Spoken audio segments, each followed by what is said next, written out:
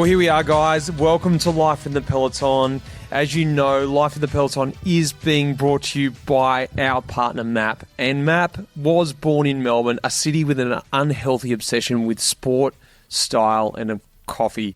MAP have expanded all over the world, but have always made sure they've got one cleat clipped into their hometown, Melbourne. Well, speaking of Melbourne, speaking of Victoria, I've travelled out of Melbourne, and I'm recording to you from a special location up here in Bright, the heartland of cycling, I think, in Victoria. I'm sitting across from the owner of Bright Velo, good mate, Briggsy, Tim Briggs. Briggsy, welcome to the podcast. Help me introduce this episode. Thank you, Mitch. Great to have you here, mate. Great to have you in the high country. As you know, we're the epicentre of Australia's cycling, so whether it's road or mountain bike or gravel. So we welcome everyone up this way, so it's good to have you here, mate. Tell me a little bit about Bright Velo, a place I love coming to stay, and your idea, because look, this was around before you were here, but you've completely revamped this place. You've turned it into this beautiful spot, a great spot, because you've recognised exactly what you said. This is the heartland. This is the epicentre of cycling, isn't it? It is, and I'd love the idea of people coming to Bright and just relaxing and enjoying the cycling around here. You know, we've got some of the greatest climbs around here being Buffalo, Hotham and Falls. And then on top of that, we've got some great mountain biking being Mystic Mountain and Falls Creek. So Bright Velo is, we want Bright Velo to be the central part of cycling here. So you come here and be able to stay the night and then go out for a beer down to the local brewery and stuff like that, but be able to secure your bike in the hotel, but, you know, really make it a destination location in Bright. Well, just behind us is the Whiskey Bar as well. You haven't just done it all for cycling. There's a couple little cool little spots. Our kids are next door in the cinema room. We're sitting in the library right now. Just to the left of us is the main restaurant and bar. And, you know, the rooms I'm staying in, the Eddie Merckx room, where Chris Froome actually stayed, didn't he? Correct, yeah. Froome came down last year over Christmas and he stayed for 10 days training. He had a look around. He did some great efforts up Mount Buffalo and Falls Creek, but again, just made it central here at Bright Velo and was able to get out to all the different rides. But great to have him here. Absolute legend. Well, just up the road is Luke Plapp as well. He lives in a place called Wandilligong. I'm going to get up to the pub just after this little recording and suck a couple of cold ones down. A great little spot as well. It is spread out with a few little pros. Speaking of pros, let's talk about this episode. Jack Haig. Do you know Haigie, Briggs? Oh, look, I've seen some pictures. I know Green Edge came to Bright Velo back in the early days, and Haigie was one out of the early members of it, a young buck, so he would have been trying to take your wheel, I would have thought. Is that right? Yeah, that is true. We came through here and it was about 2015. Haigie got a stagiaire with the team and we came through here on a training camp. We're heading over to Beechworth, actually, and I just about had enough. We talk about it in the episode.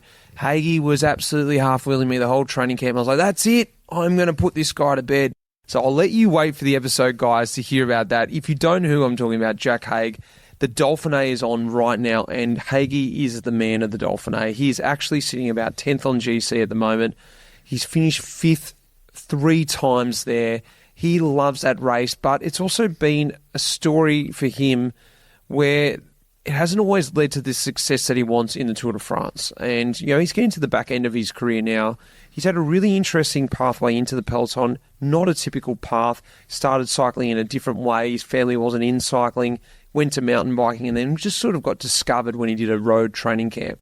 Then from there, it sort of followed on, but he didn't do the normal thing like the Australians. He stayed over in Europe. This episode is really great because I really love Haigie. As much as we butted heads in that first training camp, we'll put in the room afterwards over in South Africa where we sort of got a chance then to sort of just bury the hatchet and just sort of understand each other. I was a few years older than him, so I was trying to pass some knowledge on to him as well. It sounds interesting, mate. I'm keen to hear those stories. Well, what's going on in the Peloton at the moment, 60% of the Peloton are using HVMN. I'm talking about ketone IQ. Now, Briggsy, you would have noticed it from afar. The Peloton's going faster. You probably heard about it. You've got guys like Plappy coming in. You've got Froome coming by. The Peloton's going super quick now. You know, it pushed me out the back pretty quickly. But these guys, these older guys, they're seeing the change. The young guys aren't noticing. One of the big things is ketone IQ. This product is amazing. I'm using it myself. Can you tell me, look, I'm not sure, I've heard about ketones, but I don't know exactly what they're all about. Well, ketones occur naturally in the body when you go into a state of ketosis, when you've got no glucose left in the muscles, or you're fasting, or you've been on a long endurance ride. Then the body converts fats to ketones, a usable energy source, and then you're able to continually exercise and move forward. The thing is now, Ketone IQ or HVMN have gone and made a drinkable source of this, and that allows you then to tap into those ketones for energy through drinkable ketones. You no longer have to be, fasting for hours or going into this state of ketosis. You can have these drinkable ketones and access that highly efficient fuel source, not only to allow you to exercise longer and reserve the glucose in your muscles, but one thing I'm noticing is the cognitive effect, because your brain loves this as a fuel source. I'm noticing it when I'm doing work on my computer or I'm out exercising. The thing I notice the most is how switched on I am. I'm like, I feel like I'm fully wired. I can concentrate, not wired like I've had like a million coffees, but I'm actually really switched on. The cognitive effect, I think it is. I've been really enjoying it. I've got to give you one here to sample and let you tell me. I think if anything's going to increase my IQ, I think I'd be all over it, mate. Well, if you do like it and you want to get some more, you've got to go across to ketone.com/lifeinthepeloton for a whopping 30% off your first order. That's ketone.com/lifeinthepeloton. And you guys be the judge. Briggsy, you can be the judge too and let me know how it goes. Look, just before we get to the episode, I want to tell you also about another exciting product that I've been using. I've been using it for years. We spoke about it, Briggsy. Up here is great for gravel. And I'm talking about Restrap. Restrap are bikepacking gear handmade out of Yorkshire. You're probably thinking, why Yorkshire? Why not Australia? I love these guys because it is still made out of Yorkshire, and every product that you get is signed off by the person who put the last stitch in it. The best part is they now have the Australian store, au.restrap.com. It's going to allow now all the guys here in Australia to tap into it with an Australian specific store where you can now order in Australian dollars, and of course that stuff is going to be shipped straight out to you that much faster. One of the products though that I am loving is their hydration vest. I was in it just before. Now, is that the vest you came back from your trail run this morning? I know. Yeah, that's the thing. Like, I shouldn't be wearing it out running, but I love this thing. It's supposed to be used when you're out riding, doing these long epics, and you don't have to always be stopping, getting food out of your bags or out of your pockets. You can carry that much more stuff on you. You've got your 2-litre pack in the back, but I'm loving it. I went out running with it just before. I thought, you know what? I'm just going to try this vest out. And it works. It works out running. It works out riding. It works however you want to use it. I use it when I'm out building trails. I've just got this vest on me with all my stuff on me. It's so easy to move in. I'm really loving using it. What do you think? How'd it look? It did look good, but I have to say the locals are probably not a big fan because you took them to the sword this morning. You're obviously going pretty well. Old Stacky. Yeah. Chris Stack, if you're out there listening, mate. He wasn't happy, was he? He wasn't happy with your performance, mate. He saw the back of you for the last 10K, so... Well, should we get into this episode? And you're going to be tuning into the Dauphiné tonight, Briggsy? Yes, are we all over it tonight? Looking forward to seeing a bit of a movement in the GC. See where Roglic turns up tonight or not. So, can we see Haig get past his 5th position on GC? I'd love to see him have a bit of a crack in one of these stages. As you said, his preparation coming up to the Tour, this is a really good race for him. So we'll see how he goes. Now, one thing I forgot to tell you guys just before we get to the episode about Restrap is you've got to head across to restrap.com and check out this vest plus all their other amazing bags through their range and use the code PELO10 for a cheeky discount. I can't believe I forgot to tell you that, guys. There is a cheeky discount. Restrap.com, that's restrap.com, or for the Aussie listeners, au.restrap.com. Briggsy, it's time to get to the episode. It's time for you and me to go and grab a cold beer. Sounds good. Listen to this episode, and I'll catch up with you at the end. Okay, mate.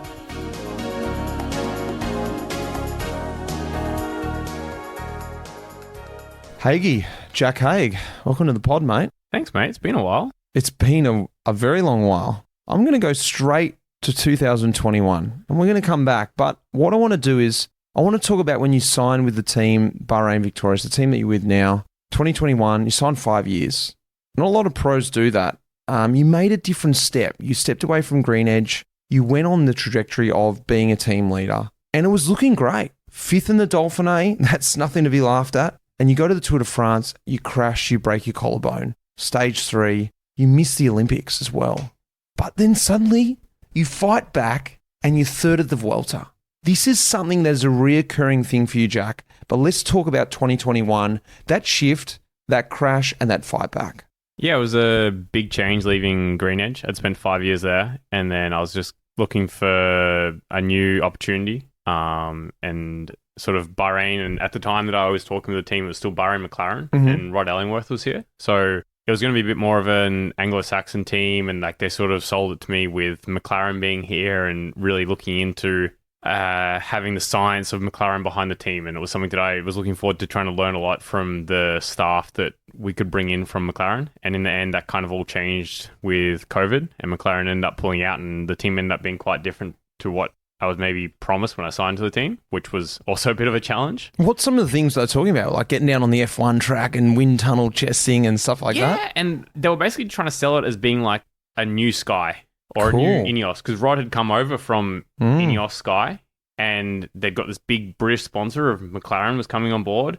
They were kind of selling it as trying to be a more current version of Team Sky or current version of Ineos, and sort of bring that same mentality across. And yeah, it didn't end up really being like that. And that presented a bit of a challenge in the first couple of months that I was in the team, because the team was basically completely different what I signed for. And in the end, yeah, it all kind of worked out. And I came into the season with a bit of a new motivation. And you kind of know that when you're in a team for a long time, you sort of maybe get a little bit pigeonholed into a certain position. And maybe in Green Edge, I was always seen as that young guy that wasn't really ready to take the leadership role. And then when I changed the teams to Bahrain, I really felt like I could reshape what my role in the team was, and I really wanted to be a leader in the team and take on a lot of more responsibility. So yeah, I sort of came to the season with new motivation, really wanting to show myself, and it started out well. I was, I think, maybe top 10 in Paris-Nice as well before this. I saw that. 7th, I think. Yeah. And then the season kind of just like kept getting a little bit better, and I went to Dauphiné. I was 5th, but I was super close to the podium as well. And that led into the Tour de France. In the first stage, I think I was top 5. And then second stage, I was top 10, I think. And yeah, then just on the very, like the last 10 kilometers of stage 3, I just got caught up in a bit of a crash and yeah, snapped my collarbone pretty good. Were you believing as well? Like, what I was hearing there was like disbelief. I had the same situation, leaving Green Edge and a great team, and I went to EF, and suddenly, exactly the same as you said it, suddenly I opened my eyes. I was like, hang on, I can be this leader. I can be this person. I don't know what it was. No one ever told me I couldn't, but I had this feeling I was always this guy in Green Edge. Suddenly I went to a new team. Nothing changed other than this new scope, this new belief. And I believed in myself. Probably what Green Edge were wanting me to do, but I didn't realize it. But I just needed a new environment. And so you had this belief. And did you feel the pressure of being a leader, or you believed you could be a leader? It was a bit of both. I enjoyed the pressure, actually. And I still kind of enjoy the pressure of being the leader. And sometimes at races, the team will put the pressure on me because another rider that's maybe better than me doesn't like the pressure and underperforms when they have that pressure. And I've told the director in the race, look, like, I don't mind actually having that pressure, and the other guy can then maybe profit off that. But yeah, like you said, you just get this new opportunity, new people, and I saw just an opportunity to really give a nice first impression. And then that kind of then sets you up. Whereas like I signed Neo Pro at Green Edge, and it's hard to maybe change those first impression that you gave as a Neo Pro. So tell me then about this massive sort of setback. Stage 3, you built up for the Tour, 5th at the Dauphiné, like you said, very close to the podium, and feeling good, team belief in you. The Tour could happen for me. I could be on the podium here. Crushed. What was that feeling like? And were you just initially like, no, I'm coming back, or it took a bit to get back, give me your mojo back? It took a while, to be honest. Like in the hospital, I remember calling my wife, and I kept apologizing to her because like you sacrifice so much as an athlete coming up to this, and especially I maybe made quite a big change from in that Green Edge time to the Bahrain time of really wanting to knuckle down and do the 1% stuff. And then I was sitting in the hospital and so much had been sort of built up around me going to Tour de France and trying to go to It's going to happen. Yeah. Believe me, we need to do this. It's sacrifice. It's got to be for everything. Yeah. And then I just sat in the hospital. I was like, I just felt so bad, both for like myself, my wife, and the team as well, because they really believed in me. And yeah, it took a while, and it was a bit more of a complicated collarbone fracture than normal. So I kind of spoken to a couple of people straight away when I broke my collarbone. They're like, oh, no worries. Like a week's time, you're back in the rollers. No worries. You can go riding outside in 2 weeks. But I did what's called like an open book fracture. Okay. So I basically like compounded the bone into itself. So then just splintered everywhere. And I needed to have surgery, which I did in Andorra. And they had to actually take out some of the pieces of bone and replace it with someone else's bone. What? Yeah. And so I finished the surgery and I speak like okay basic Spanish. And the surgeon's explaining that he needed to take this bone from the bone bank. And like in Spanish. And I was like, all right. That's to be right. I don't really understand what's going on here. I'm hearing bank and bone in the same sentence. And I looked at my wife and said, what's he talking about? And she's like, I think you have someone else's bone in your collarbone. And I was like, what? And yeah, that was also a bit of a setback where like I kind of expected it to be quite a fast recovery. Because you talk to some pros and they just do a clean fracture. They get the plate in there and then 5 days later they're back on the bike. But yeah, it took me actually a pretty long time to get back on the bike and sort of, I was quite motivated during that time, but I really wasn't sure whether I'd make it back for Vuelta.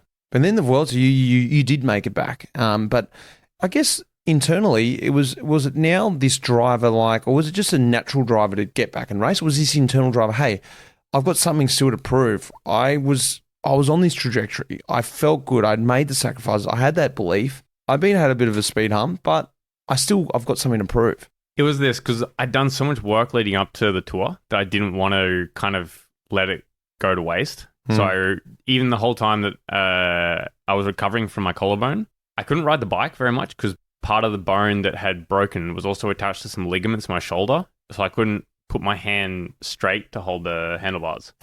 So I ended up just doing a lot of running, a lot of hiking and everything, just because I wanted to try and stay fit and not put on too much weight, knowing that I was going into the Vuelta potentially. Let's fast forward 2022. I definitely don't want to underplay third at the Vuelta of España that year, but 2022. Old fifth at the Dauphiné again. Yeah, you love the Dauphiné. You love fifth. We go into the tour. Tell me about what you're feeling about going to this year's tour. Okay, I'm back. Third of the Vuelta. I've proved myself on the top stage. Fifth at the Dauphiné. Great. Form's exactly what I need it to be. Let's hit the Vuelta. So let's hit the tour. I maybe didn't feel as confident as the year before. Right. The year before, like you maybe said before, it's probably my best chance of doing top 5 of the tour. I really believed that 2021... I was going super well and we didn't have that group of 4 or 5 guys that we have now that seem to be a step above, like the Pogacar, Remco, Jonas. They weren't quite there yet. And then, going into the tour, I sort of wanted to try and, showcase that the Vuelta wasn't just a one-off thing. And I wanted to try and do another solid GC performance. And the team really believed in me then as well. And they put a lot behind me and a lot of preparation with altitude camps and stuff like this. But a bit more bad luck aim. Well, yeah.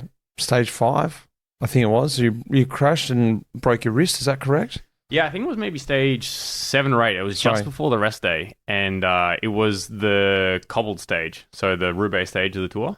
And a lot of work had gone into that stage with reconning and checking tire pressures and tire and equipment. And I actually felt really good the whole stage. And like the tire choice that we made, I felt super comfortable on the cobbles. We had done, I think, all the cobbled sectors except the easiest one to finish. And the group was quite reduced. I think maybe it was like 30 guys. And I kind of remember thinking after we got off the second last cobbled section, I was like, kind of made it. Like, not really much to go now. Like, I should be able to get to the finish. And I remember we came through this city and Primoz and his team were really sort of fighting to try and move up. And I just got out of the way and said, go through, guys. And then next minute, I saw a hay bale on the side of the road and Primoz was going over the handlebars. And there's actually a really good photo somewhere. And he's got one foot unclipped and his foot that's unclipped kind of goes into my armpit. That then, I guess, kind of pushed my hand off my handlebars. So then I kind of took all of the force just straight into my wrist.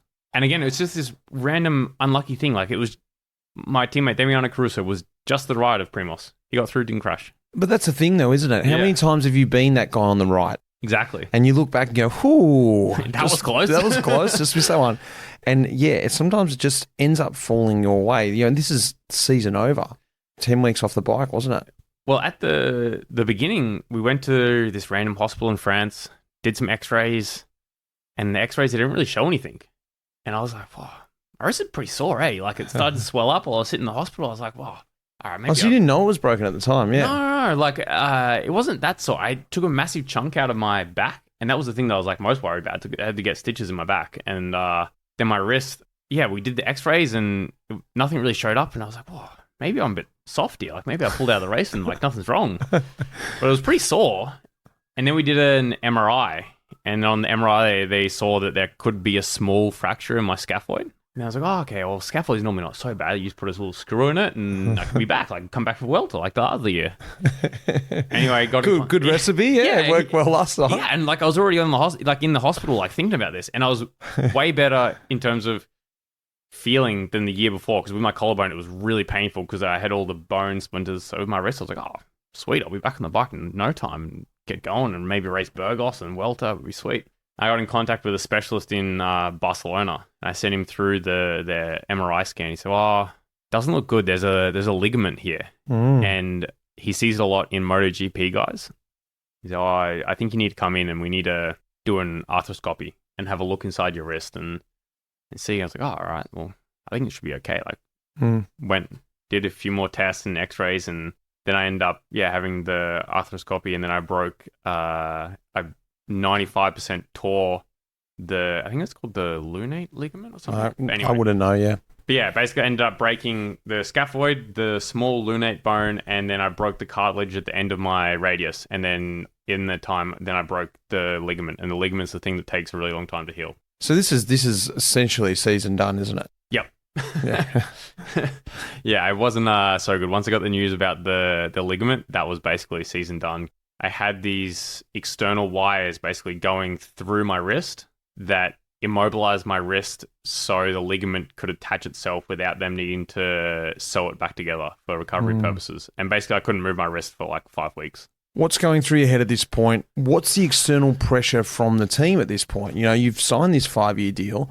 You've come on this hope. Things are looking great. Every time you go to the Dauphiné, also every time you do Paris-Nice, a good result. You're building. You're there on the cusp. You're floating around these top contenders, but this bad luck. Even though you know it's bad luck, everyone knows it's bad luck. The team knows it's bad luck. I get the feeling, I could be wrong, weirdly, teams start slightly piling the pressure on a bit. Is that what happened? Piling the pressure on yourself? Was the team? How were you? Where was your headspace at this point? I think it got made a little bit easier when it was pretty clear I couldn't race for the rest of the season. I think it gets real complicated when you're on the cusp of racing or not, and that's when the team kind of wants to put maybe a bit of pressure for you to come back that just a little bit quicker than maybe is necessary. But when it was pretty clear I wasn't going to race for the rest of the season, the team was actually quite good about it. And they said, look, just take your time, do the proper rehab, make sure the wrist is 100%, and then we'll get you back the next season. So what happened the next season? Once again, 5th at Dauphiné. You're looking good. You've done the program right. You're like, cool, 5th works for me. But now suddenly you're in a bit of a supporting role. This is something that's slightly changed in the team. They've got Bilbao and Landa there, and they've got you in a supporting role. Tell me a little bit about how this happened. Is this something that the team devised because they didn't think you were at the level? They've got these other guys that were maybe better than you, or they thought, hang on, Jack might work better if he's in this supporting role and shine a different way, take the pressure off. That's what I was sort of reading between the lines. I could be completely wrong. So I think we need to step back a little bit there as well, because we started planning for the 2023 season. The team was like, right, tour hasn't worked. Let's try something else. So then I went to the Giro, actually. The Giro, of course. So I had a bit of a different race program, and I went to the Giro, and I don't particularly like the cold, wet conditions. I've always historically done quite bad. And then this Giro that we had in 2023, we barely had a sunny day. So I didn't really have a great experience there, and I actually crashed going in the feed zone where I wasn't trying to take a feed bag. The Swanee thought I was trying to take a feed bag, and they swung the feed bag out, and then the feed bag took out my handlebars. Yeah. The old typical, yeah. Nice. So then that also kind of ruined the rest of the Giro for me a little bit, where I really struggled to come back. I think I maybe had a bit of an undiagnosed concussion or something there, and I just really didn't feel myself. You just punched through it. Yeah, I just kind of got through it, and I was like, I just really wanted to finish Grand Tour, basically, because the tour I didn't finish the year before, then, yeah, I just wanted to finish it. And on stage, like 16 or 17, the performance manager, he came and said, I think I need you to do Dauphiné. And I wasn't meant to race. I was like, kind of had a bit of a holiday book with the family, didn't really want to go, and I was like, okay, whatever, I'll go. I'll knock another fifth out if I need to. Yeah. Well, I'm not sure. You ever do the Giro Dauphiné or the Giro Swiss? I did. No, I never did them combo. No. I wouldn't recommend it. I always see people because it's like it comes around super quick. Mate, I think I had 5 days after the end of the Giro until leaving for Dauphiné. Like, it was a bit ridiculous. And the first 2 days in Dauphiné, I was like, I don't want to be here, eh? Well, your head's not on, let alone your body. No, like, I really didn't feel good. And then I just started to feel a little bit better and a little bit better as Dauphiné went on. And then a couple of people on the team started joking, like, you could go to the Tour, eh? And I was like, nah, I won't go to the Tour. Yeah, like, I don't want to go to the Tour. Like, who's done Giro Dauphiné Tour? Like, that's a ridiculous race program. Like, I'd never do that. And then, like... With practically 10 days off, I guess, between total? 5 before, 5 after, is it? Or no, so you got, like, 2 weeks after Dauphiné. 2 weeks, right. Yeah, plenty of time. Yeah, heaps. Do a little block. The idea of doing the tour, like, sort of was like, actually, maybe I'm going right here. Like, I got 5th again. Like, I got 5th the last 2 years, and the tour was, I guess I could have gone okay. So then I spoke and I said, look, I can go to the tour if you want, but I'm not going to ride GC. Like, I was pretty mentally done. I said, I'll go and I'll try and help and maybe try getting a breakaway. I thought I had good legs after Dauphiné. So that's kind of how the supporting role came about. Okay. It was more of like a bit of a last minute race calendar change, because at the beginning of the season it was meant to be Giro, take a break, do Vuelta Burgos, race Vuelta España, and then just kind of all... So how did you find that going into the tour? I know it was a completely different scenario, but I guess a little bit back to the way you sort of started riding at Green Edge in that supporting role, a really, really good super domestique, for the eights. You had some great rides there. How did you find slotting back into that role after a couple of years being the leader going there? It was quite nice, actually. I quite enjoyed it. And we went there not with a clear GC leader either. We kind of went there with Peo, hoping he can do well in GC, but not putting a whole lot of focus on it and focusing more on trying to do well in stages. And if the GC worked out, which it kind of did, Peo got in a breakaway, got a bit of time, then we would try and go for it. But it was nice to be in a bit of a supporting role, not having all that pressure as well. So you went back to Australia this year, something you haven't done for 7 years. Was that something about, I don't know, reconnecting with Australia? Because something I found really interesting where we crossed paths back in Green Edge when you first came across, I started understanding your story a little bit. You had a very different story into the Peloton. And that's why I wanted to sort of set up this little period through 21, 22, 23. That ability to come back from some massive hurdles, some massive setbacks. You've got this ability to just sort of break away from the mold, break away from that cycling bubble, ignore all the naysayers, ignore the pressure and just go, I know you still feel it, but you've got this ability to just go, nah, I know what's right. I lock myself away in Andorra. I don't need to go back to Australia every year. I don't need to do this. I just know what I need to do, Jack Haig. I need to go out and hike. I need to go out and run. So back to Australia, what was this about? One, it had been quite a long time and I sort of wanted to come back. 2, I finished my season quite early. So my last races were the Canadian Classics. So I wanted to start my season early. And I saw it as a bit of an opportunity to, reconnect with some people I hadn't seen in a long time, see some family, and just sort of come back to the Australian cycling community a little bit. Maybe as I'm getting a little bit older, I appreciate more what some of the older guys did to me when I was younger. And I realize I quite enjoy helping people, or like trying to give people a little bit of advice and help them the way that some of the older guys helped me, because it makes your life so much easier. It can just be something super simple that when you're the more experienced guy seems like nothing, but you tell it to a younger guy and then that unlocks something in them that they're like, oh, wow, that was actually really helpful. I don't know, I kind of like that. So I wanted to come back for a combination of those things. Well, tell everyone about a little bit about where you grew up, your story from the beginning, because, a little bit, so you were telling me you were sort of just a bit of a go-mad. You do a lot of things on your own and you just sort of grew up a bit differently to most people, and especially your cycling story. Tell us a little bit about the beginning of little Jack Haig.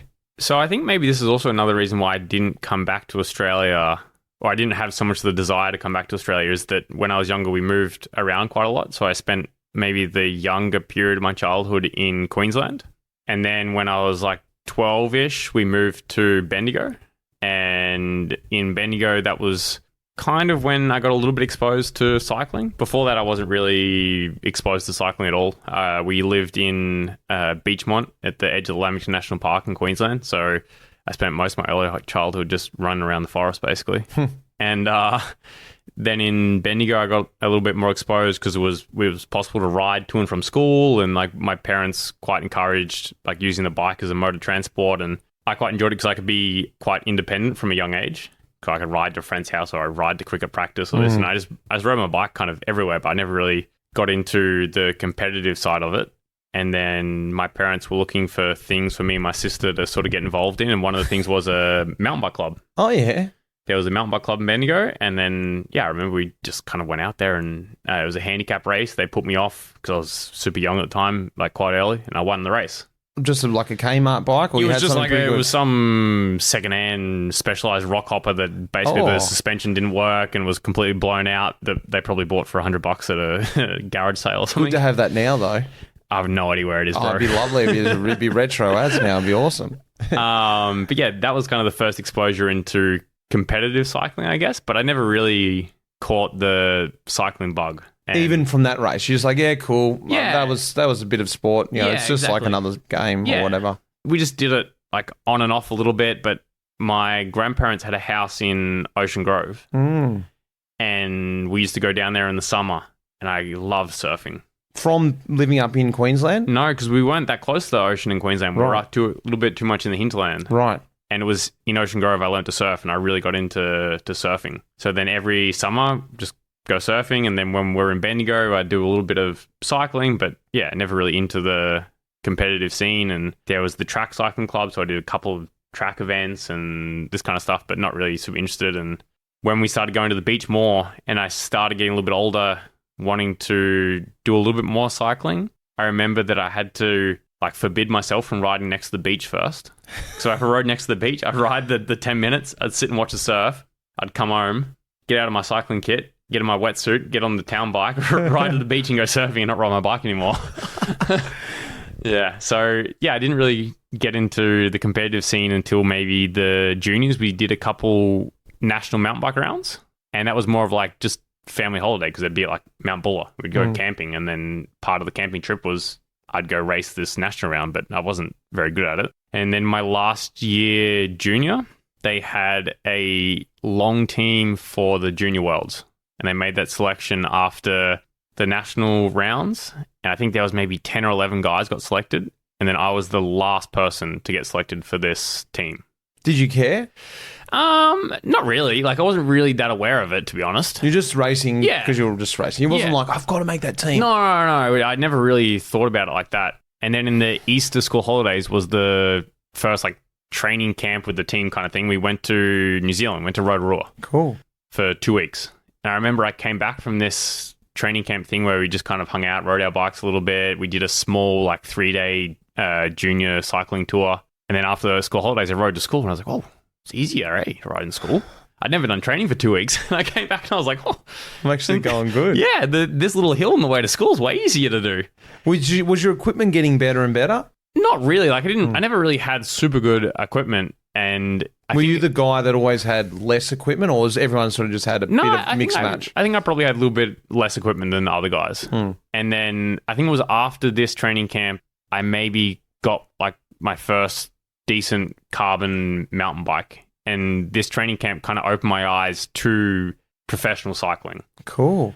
Were you aware of like the Cadell Evans in the mountain bike world? Not really. No, I never really grew up following cycling. Like we watched the SBS highlights of the Tour de France casually in the background on TV, but I never was aware of professional cyclists, or I never had people in cycling that I looked up to. I would maybe look more into surfing or skiing. Why didn't you become a pro surfer?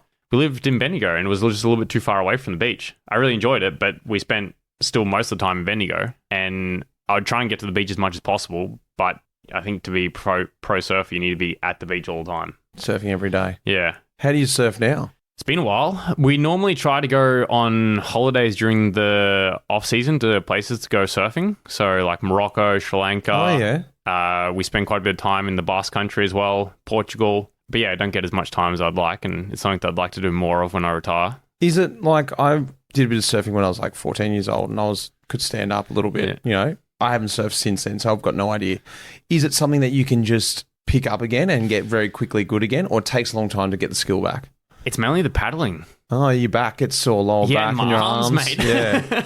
My arms and my shoulders, I don't get much of a workout on the bike. So that's the thing that suffers the most. The balance, it comes back. Like I normally, like I have a couple of surfboards, and then normally when I start, I get on the longboard first, you get the balance, the paddling back a little bit. And there was maybe 2 or 3 winters ago, I surfed a lot. And by the end of this, I was like, oh, I'm back at a pretty decent level here. Like I can spend like a couple of hours out in the water, do a bit of surfing, and have like proper fun, and like surf with some of the locals and hang out. Did you go down to like Bay Ritz and stuff like that? Yeah, exactly. Is that good surf there? Yeah, super nice. And San Sebastian, I really like being there. And then that whole area of the Basque Country is really good. We did a camper trip. So after Vuelta, we rented a camper in Andorra. We drove to Lisbon, and then we went all the way north up through Porto, and then to Galicia, and then all the way across to surfing at all beach spots. Yeah, but we had a 8 month Oh old. my gosh! Yeah, my wife wasn't so stoked. I was surfing all the time. Oh my god! All right, well, back to what we were talking about. Yeah, so like mountain biking, it was becoming a bit more aware. You were sort of unpacking the scene, and you were understanding it, and like you said, after your first training camp. So I guess that I know the feeling myself. Even with the things I do now, I start running and I go to park run or do things. Suddenly you get better, you get more interested. You say, I'm faster, I can do things easier. Is that what was happening? Yeah, and then I reached out to a coach, and I sort of, after that training camp, I was like, I actually want to go to the Junior Worlds. You reached out to a coach. How did you do that? It was through the mountain bike and cycling community. Okay. Like in Bendigo, there's a pretty big cycling community. And through that cycling community, I got in contact with a coach, and he sort of helped me. And I had this bit of a goal of going to mountain bike worlds because my dad had never traveled outside of Australia, and I'd just been to New Zealand. And I was like, wow, that was pretty sweet. And I was hanging out with friends, got to ride a bike, and I was like, that was pretty cool. So trained, got good enough that I made the selection from the long team to go to Junior Worlds. And we went to Switzerland and Italy. We did the Val di Sole World Cup in Italy, and then we went to a Swiss Racer Cup, which is like a Swiss national round, and then we went to Worlds afterwards. I can't quite remember, but I think I was top 20 in the World Cup in Italy, and then I was 4th in this Swiss national round, and then Worlds I was not very good, but that was kind of the first experience of what proper professional cycling was. Wow. And going to Europe and having my eyes open to this whole other world that Europe and professional cycling is, and I was like, oh, this is pretty cool actually. Like I want to give this a crack. And it was at the end of that year I finished year 12. Then I wasn't very good at school.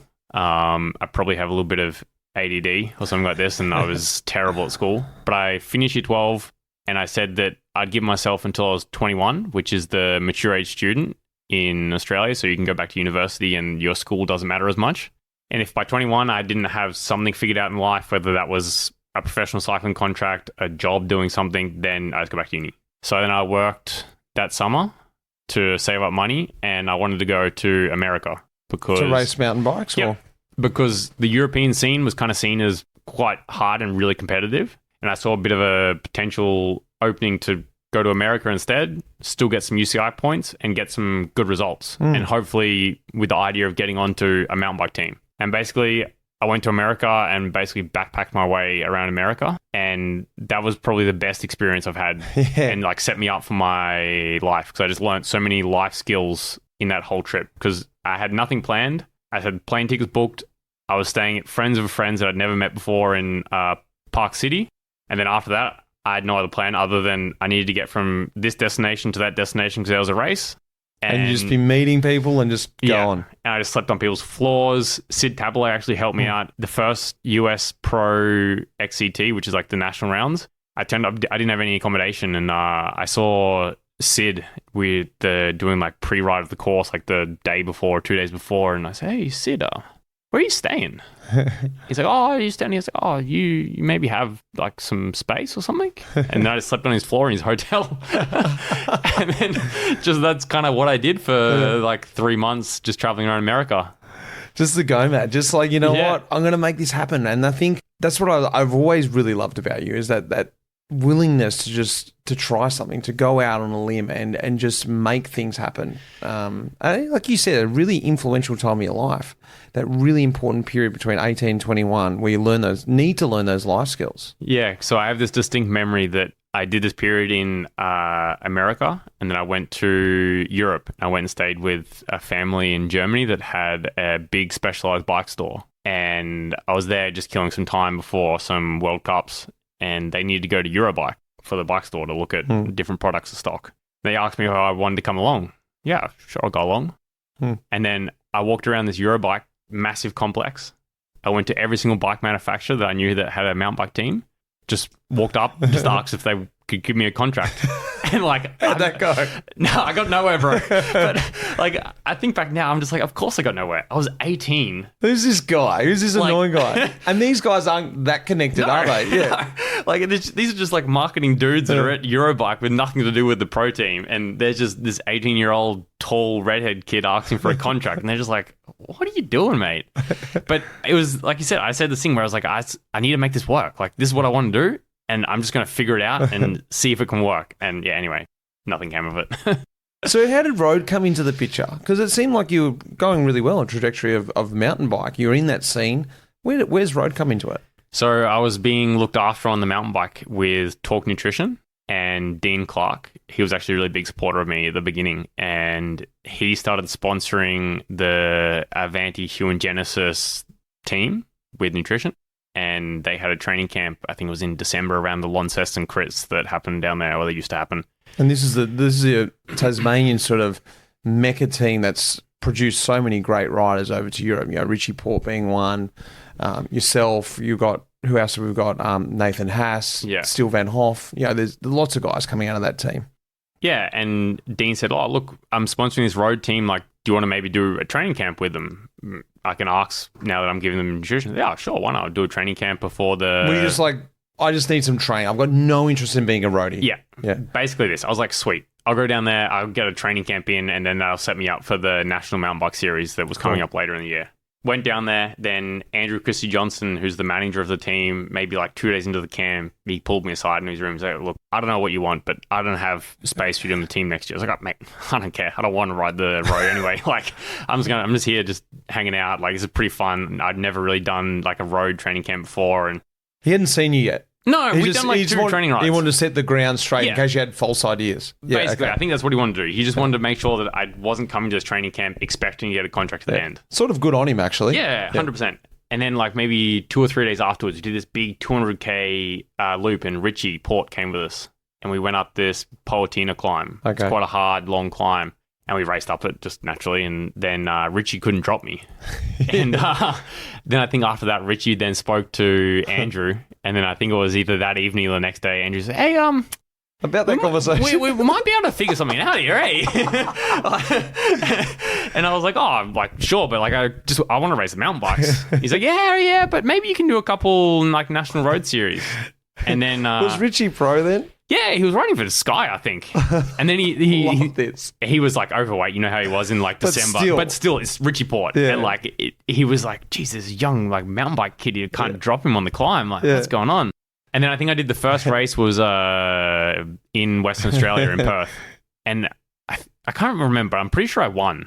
And then that kind of flicked me, because then I was leading the National Road Series. You're like, God damn it, I've got to do this road stuff. Yeah, I just wanted to race the mountain bikes. And then Andrew... Were you even liking it a little bit, or were you just like... Well, I hadn't really raced the road before. Yeah, but I mean, that first race you won. Yeah, like, I kind of enjoyed it, and like, it was all new to me. Like, I traveled with the team. Like, the team had like a mechanic, and we had all the bikes there, and like, I'd never really done this before, and it was just new and a novelty to me, but... I was way more into the more casual mountain bike scene and just like hanging out, everyone's friends, like it's not really that serious. And the road scene is a bit more like rigid and a bit more serious.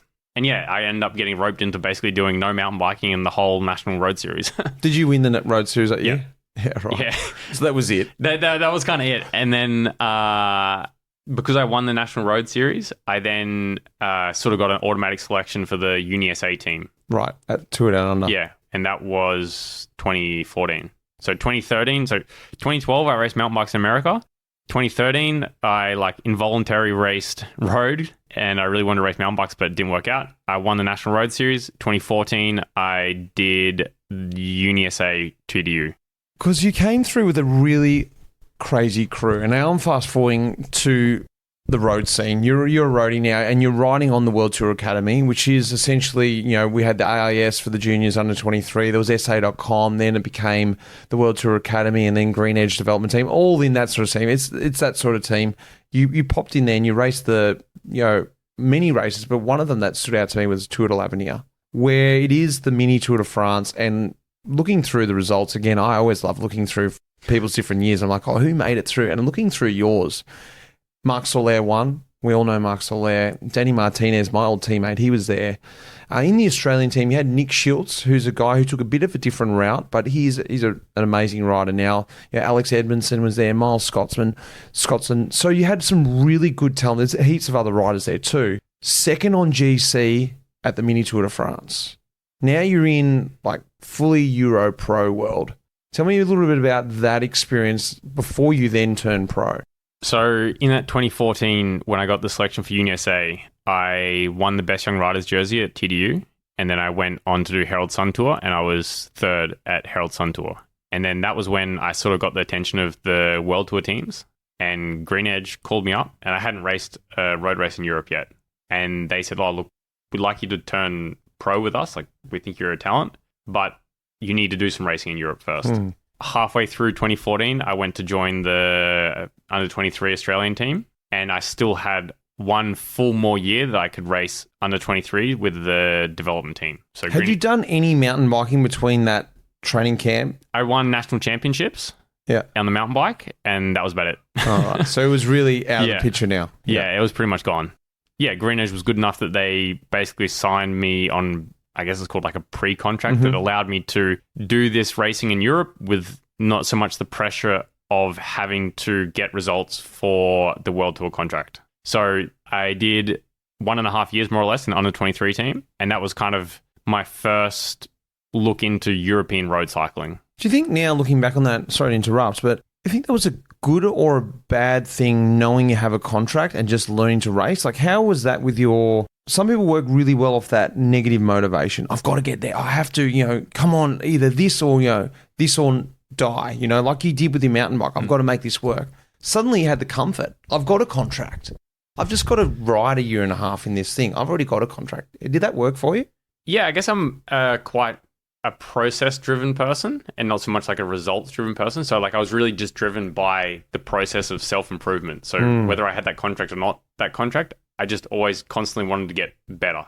So it was I think it was really good for me because I got to go to Europe and I didn't have the pressure that some of the other guys had that they had to perform. Whereas I just focused on trying to get better and get the most out of myself because that's what I enjoyed about the process. And then I knew that contract was there. So I did Tour de l'Avenir twice. In 2014, we did it with Rob Power, and Rob Power was second. And then the next year, I was there, and Soler won, and I was second.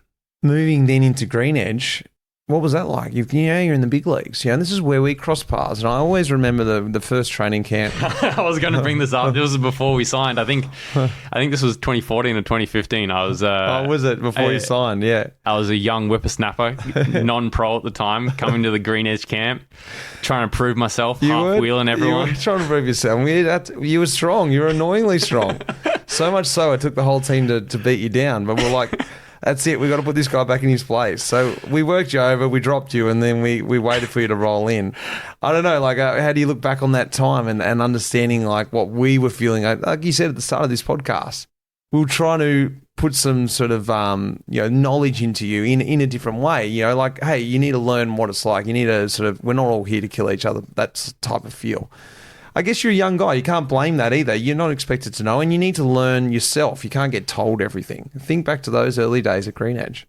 I distinctly remember doing a turn with you on the front at one of these training camps, coming into Beechworth, something like this. And I must have been so annoying for the little days leading up to this day. And you just half-wheeled me until I basically died on the front next to you. And then from that, I was like, maybe I was really annoying. And then that guy that was always half-wheeling the pros when they didn't want to be. I was really happy to turn pro with Green Edge. I think it was a really nice environment. for a young Australian that maybe didn't have a whole lot of road experience to turn pro in, because it's quite a familiar environment. It's already hard enough being an Australian, trying to move your life to Europe and then trying to become a professional. So I was quite lucky with the environment that was there. And there was a few people that helped me out. Like, even though Zach Dempster wasn't in the team, I lived with Zach for a little bit those first couple of years pro. He really helped me out. And then a lot of the guys like yourself in the team sort of helped guide me through, because it wasn't as maybe easy as it is now for the younger guys to step in. I think the last couple of years has maybe been a bit of a transition. You probably saw that in your last couple of years, that the young guys coming in, it's a bit easier than 5 or 8, 9 years ago when I came in. Trying to learn the ropes, trying to learn how the race calendar worked, trying to work out how to live in Europe, how to live on your own and have a sustainable professional career was pretty hard actually to start. You seem to grasp that pretty quickly in comparative to a lot of guys. I mean, we see a lot of, well, I'm just talking about Australians now and maybe Americans and maybe New Zealanders, people who have to make that move to Europe.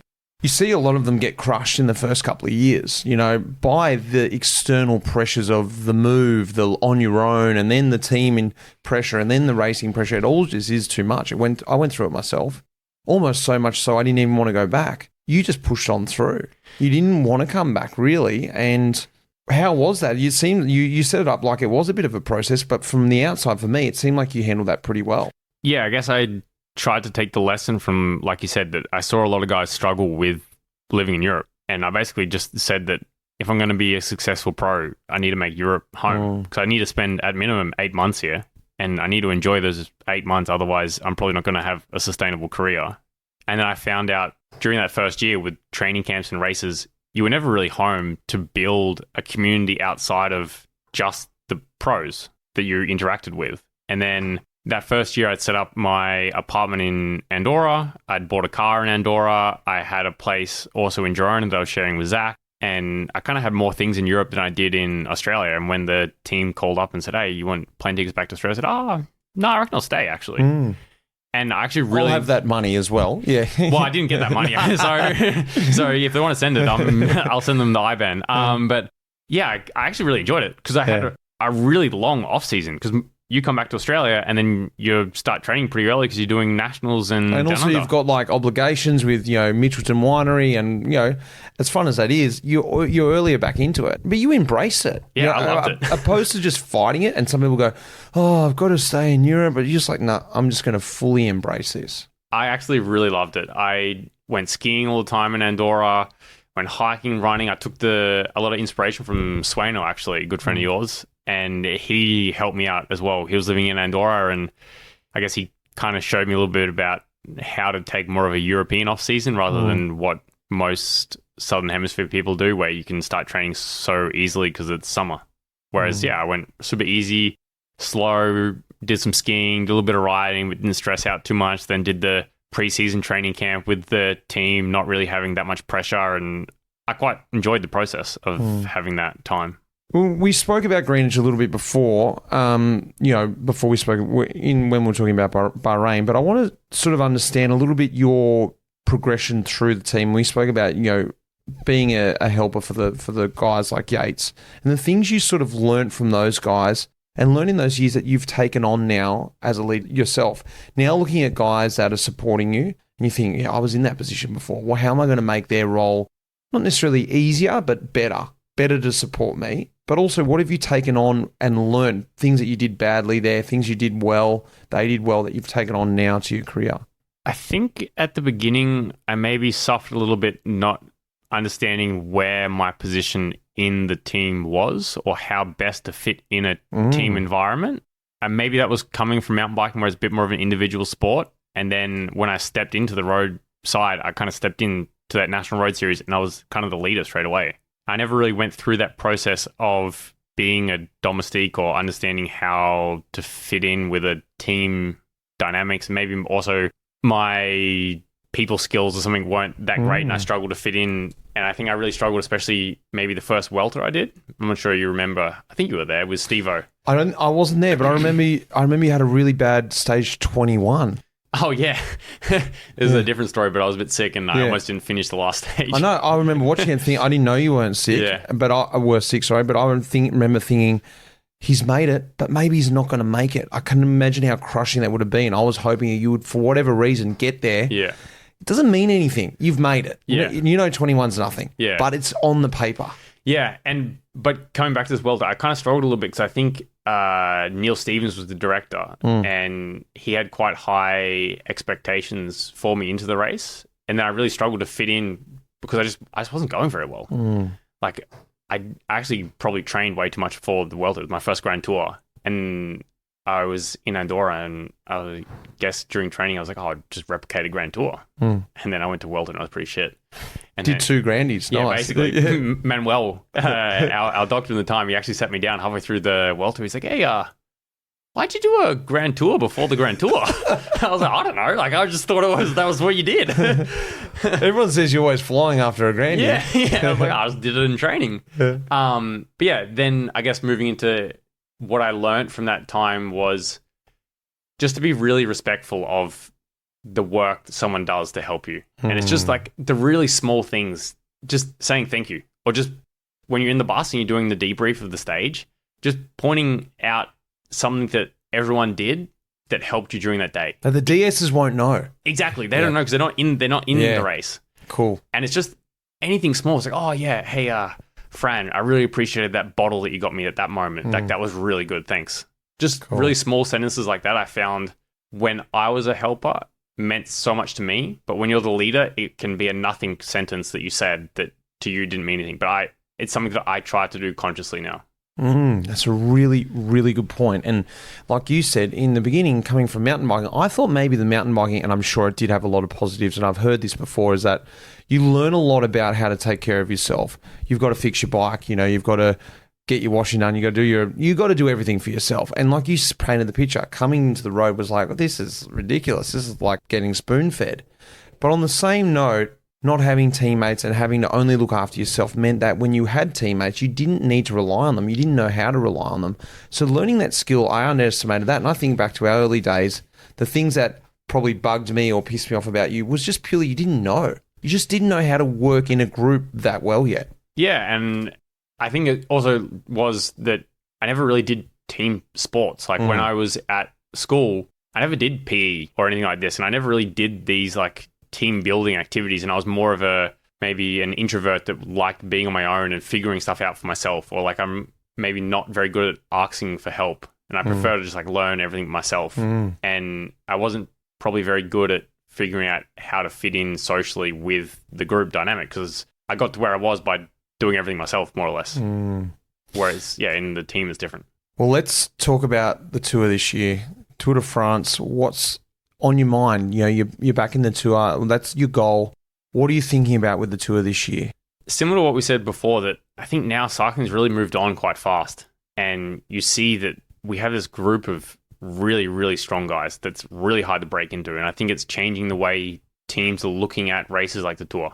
Because you go there and you have now Primoz for Bora, Jonas for Jumbo, Remco for Quickstep.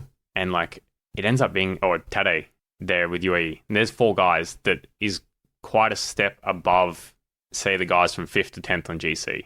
Or especially my team, last year we went to the Tour with more of an opportunistic idea of trying to get stage wins, trying to maybe animate the race a bit more than trying to do that more traditional GC approach where you send 1, 2 GC leaders and then 4 or 5 guys to really focus on those, setting up the GC. So going to the Tour this year, I also realized that it's hard to say, but those guys are better than me. Like they won the genetic lottery a little bit better than I did. And I'd like to try and focus on doing well at these week-long stage races at a World Tour level. So like Down Under, like Paris-Nice, like Dauphiné, because doing a top 5 there I think is a little bit more realistic than doing a top 5 at the Tour because you don't have all of these top guys starting that. And then going to the Grand Tour, I haven't won a stage yet at Grand Tour. I'd really like to see it as an opportunity if the GC doesn't play out. But also a top 10 at the Tour de France is a decent result. So there's 2 options there. What's one race that you want to tick off before you hang the wheels up? Well, I was talking to a teammate about this today. I think I've almost done every single World Tour race. Have you? Except San Sebastian. Roubaix, surely not. Roubaix is the only one, because I did Flanders. Remember my Neo Pro year? Hangman broke his arm, and I started Flanders. I forgot about that. Yeah. So ticked it off? Yeah, ticked it off. And I think, yeah. So have you done Wavelgem? No, but it's not. Is it World Tour? I don't think it is. Well, yeah, I'm pretty sure it is. Oh, maybe it is. Massive. Yeah, they've got that massive World Tour list now. I could be wrong, but yeah. Yeah, right. So you got a couple classics left. What was the other one you said? San Remo? San Sebastian? You haven't done San Sebastian. No. That actually suits you. I know. But in this team, I always end up having too many race days. And then I've crashed the last few years in Tour, so I can't do it. So San Sebastian's definitely plausible. Yeah. Roubaix is probably a pretty hard one to tick off. Well, I can always put my hand up for it. Yeah, exactly. You could do that. You could bulk up. Yeah. No, there's not too many races that I kind of look at and say, I really want to tick it off because I've done most of them. What about the one that you want to tick off in terms of raise the arms? Win. Oh, if I could win Paris or Dauphiné. Cool. Those two races. Like, they always, when I was growing up, when I started to get more and more into cycling, it was kind of the era that Bradley Wiggins was coming up, and then also Richie Porte was coming up, and they always did well in these races, in Paris or Dauphiné, and I kind of see them as kind of like the mini Tour de France's, so they're a bit more realistic for me to probably do very well at than the actual Tour. They're gritty, very, very hard races. Definitely don't underpaint them. Haig, thanks for coming on the pod. No worries. Thanks, mate.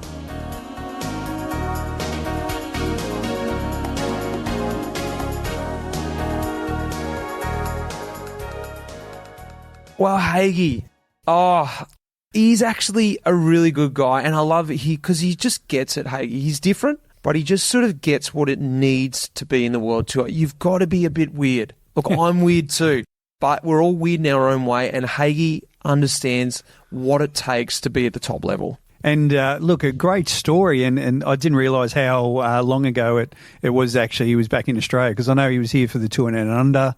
Obviously enjoyed some surfing while he was there, but sounded like he had a good time. He is good, yeah. I think he's not going to be too far away from retiring, but let's see what he's doing. He looks like he's in too good a shape to be pulling up stumps yet. But, Briggsy, let's talk about something really exciting before we close out. We're talking about doing a few little tours together because I love hanging out with you. I love being up here in Bright. How do we do more stuff together? How do we show people the world up here? Because it's a beautiful part of the world and it's a great chance to get away, isn't it? It is. So what I'd like to do is actually try to bring as many people down here as possible, you know, whether you're from Sydney or Perth or Brisbane or whatever. But what we want to do is actually make up the opportunity to fly down on a Sunday or drive down on a Sunday and then ride Monday, Tuesday, Wednesday, some of the best climbs here in Victoria. So what we're going to do with Bright Velo is create some tours where we're looking at about 23 people that can come along. Mitch, like yourself, is going to be able to host the event, which will be fantastic, and we'll cater for everything, whether it's beers at the bar or the food on the table. We're going to be supplying kind of support vehicles, lead riders and everything. So you won't have to worry about anything. So it'll be a great event. So just go to brightvelo.com.au and you can check it out. But I know you'll be there. Also, on top of that, is we're going to go down to the gravel point of view as well. We are. Yeah. And the gravel one's even more exciting because we're going to bring back the pub trip. Yeah. So, well, you know me and my pubs. I love riding. I love the combination between pubs or beers and bikes. There's just something beautiful about it. Earning your beer, doing a hard ride, but then having a nice frosty to just sort of cleanse it out at the end. We found out a nice little combination, 3 gravel loops that all end at a pub. Have a quick cleanser and roll in. I'm starting to sound like an alcoholic, aren't I? There'll be a couple of cleansers there, mate. But at the end of each route, it's not a very long route, so we're only looking at 10-kilometre ride home. So it might be pretty slow, but we'll get there at the end. I'm excited. That's coming to us very shortly at the end of this year and leading into next year. I'll look out for that. If you're in Australia, unfortunately, well, no one's sobbing you. Fly in and do these tours. Like, this is the best way to see Australia. Correct. You know, we tend to ride overseas a lot, but I think we forget that we got some of the best climbs here in Australia as well, right here in the high country. And the best pubs. The best pubs as well. Big thanks goes to our major partner, MAP. Of course, Red Bricks Media, who are putting this episode together. And you guys for listening. I love hearing from you. Send in your feedback. Send in if you like hearing from Tim, and maybe we can get him on all the episodes, introing and outroing with me. That means I'll have to come up and stay every week up here at Bright Velo. Yeah, no, it sounds good, mate. We'll just exit one of the rooms and we'll make it the Mitch venue as with your 14 kids here as well. Thanks, guys. Until next week, I'll speak to you then. Cheers. Cheers, Briggsy. That iconic music in this episode was composed by none other than the legend Pete Shelley. Cheers, mate.